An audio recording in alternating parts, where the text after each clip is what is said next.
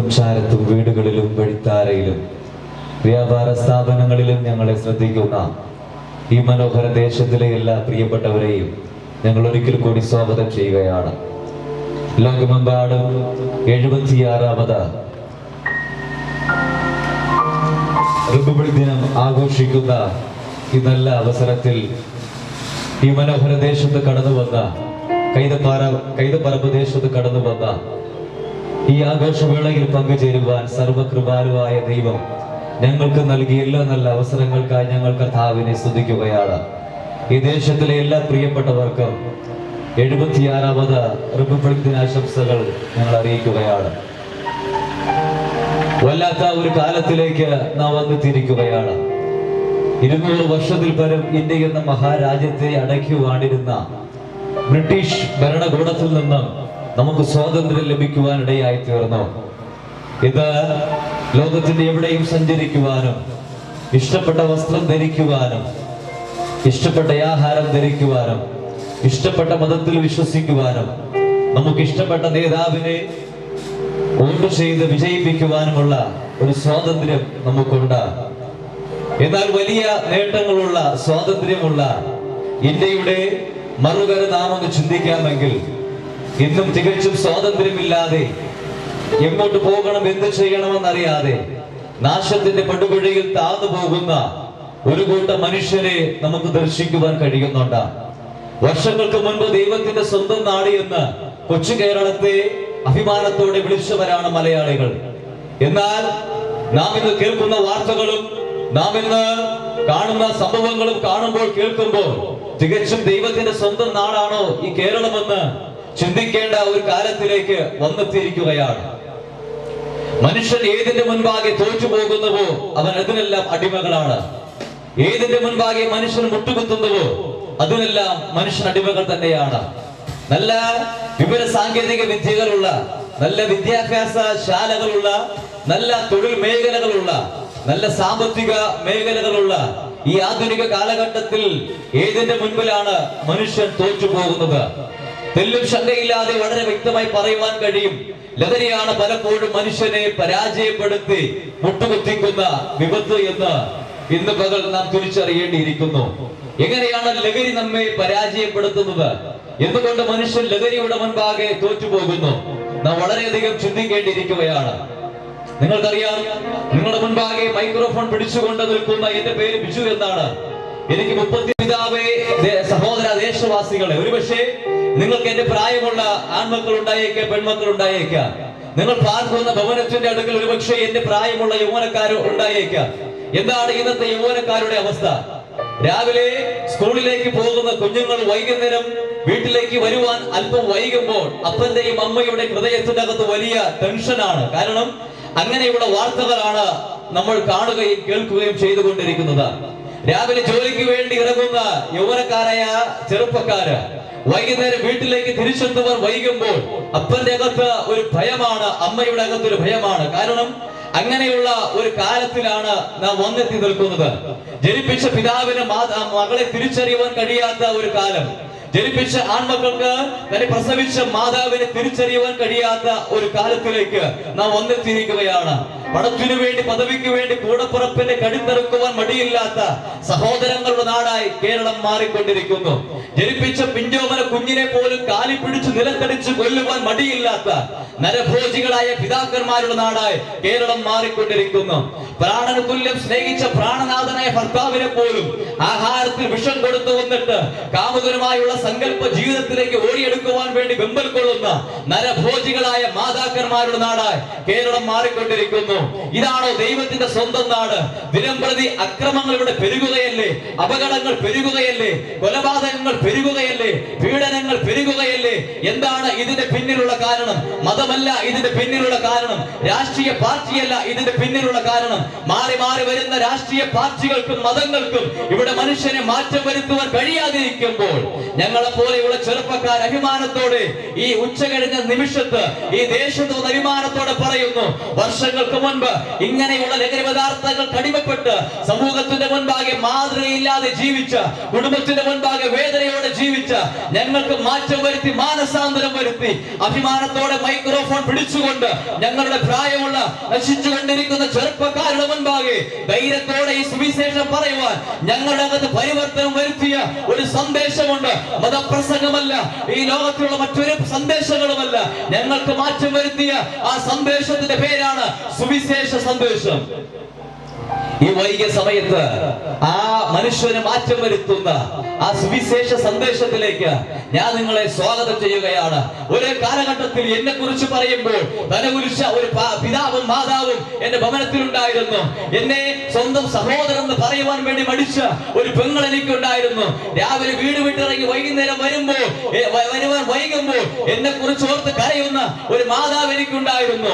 എന്നാൽ നിങ്ങളുടെ മുൻപാകെ നിൽക്കുന്ന ചെറുപ്പക്കാരായ ഞങ്ങൾ രാവിലെ വീട് വിട്ടിറങ്ങി വൈകുന്നേരം വീട്ടിൽ പോകുവാൻ വൈകിയ ഞങ്ങളുടെ അപ്പന് ഭയമില്ല, ടെൻഷനില്ല. ഞങ്ങളെ കുറിച്ച് പറയുമ്പോൾ ആ ഒരു വേദന ഞങ്ങളുടെ അപ്പനിൽ അമ്മയ്ക്കില്ല.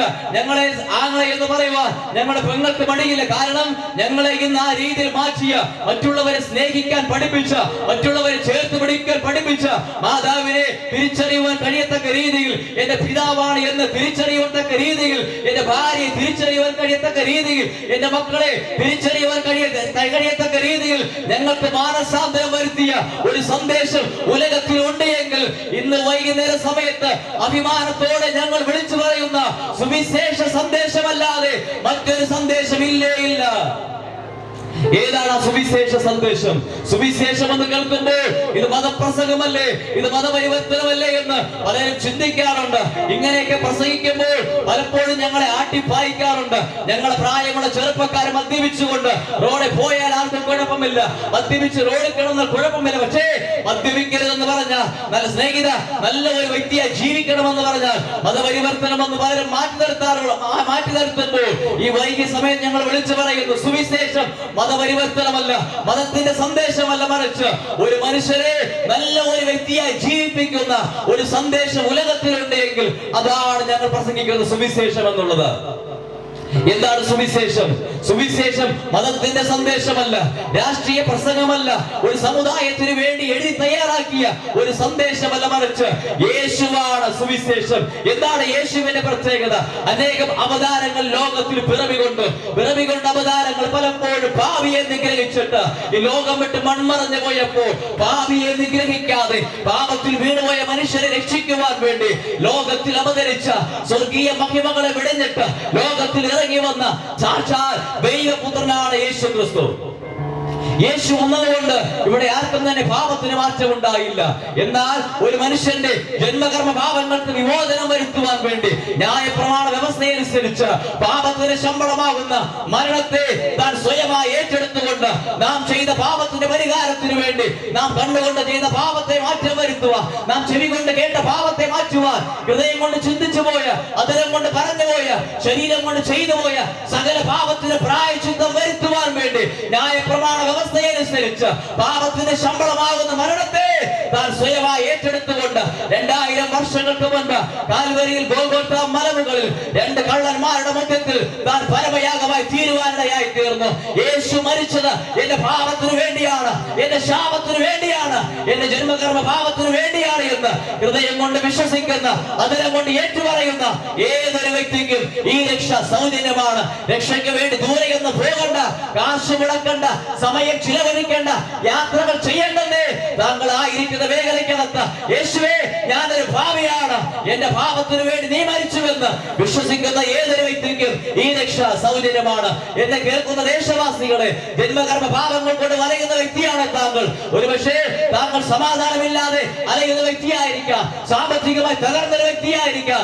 എന്ത് ചെയ്യണമെന്നറിയാതെ ആത്മഹത്യ മാത്രമേ മുമ്പാകെ ഉള്ളുവെന്ന് ചിന്തിച്ചുകൊണ്ട് ആത്മഹത്യക്ക് വേണ്ടി ഓടുന്ന ഒരു വ്യക്തിയായിരിക്കാം. ആത്മഹത്യ ഒന്നിനും ഒരു പരിഹാരമല്ല. ലഹരി താങ്കൾക്ക് കൃത്യമായ സമാധാനം നൽകുകയില്ല എന്ന് ഞങ്ങൾ ഉറക്കെ പ്രഖ്യാപിക്കുകയാണ്. എന്തിനു വേണ്ടി താങ്കൾ മാറി മാറി ലഹരി പദാർത്ഥങ്ങൾ ഉപയോഗിക്കുന്നു?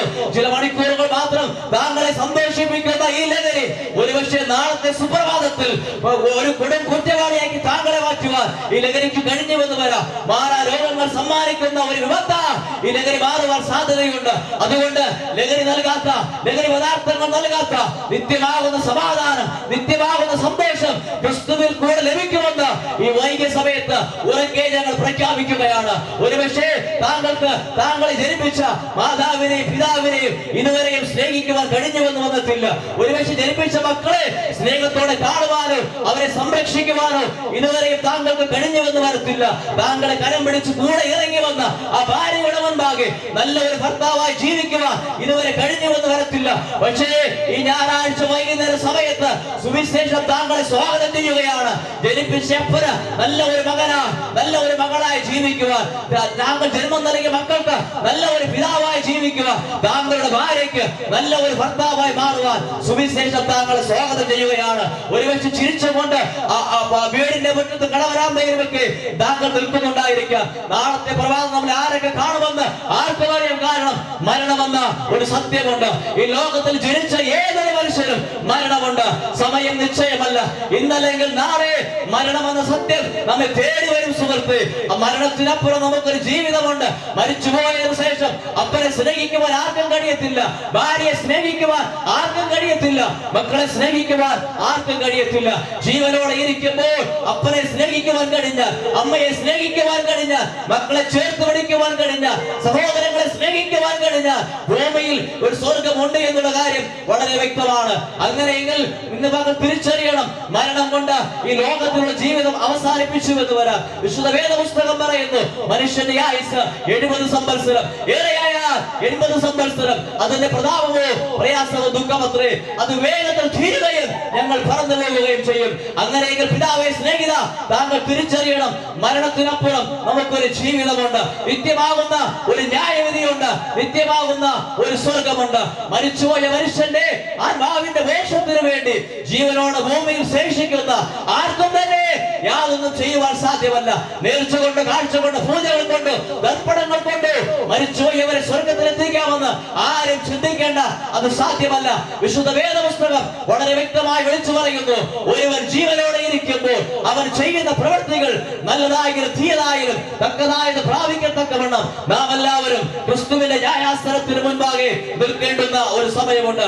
അങ്ങനെയെങ്കിൽ പിതാവെ മറന്നു പോകരുത്, മരണത്തിനപ്പുറം നമുക്കൊരു ജീവിതമുണ്ട്. ആ നിത്യതയിലേക്ക് എങ്ങനെ പ്രവേശിക്കുവാൻ കഴിയും? ജീവിച്ചിരിക്കുമ്പോൾ തന്നെ ജന്മകർമ്മ പാപങ്ങൾക്ക് വേണ്ടി യേശു മരിച്ചു.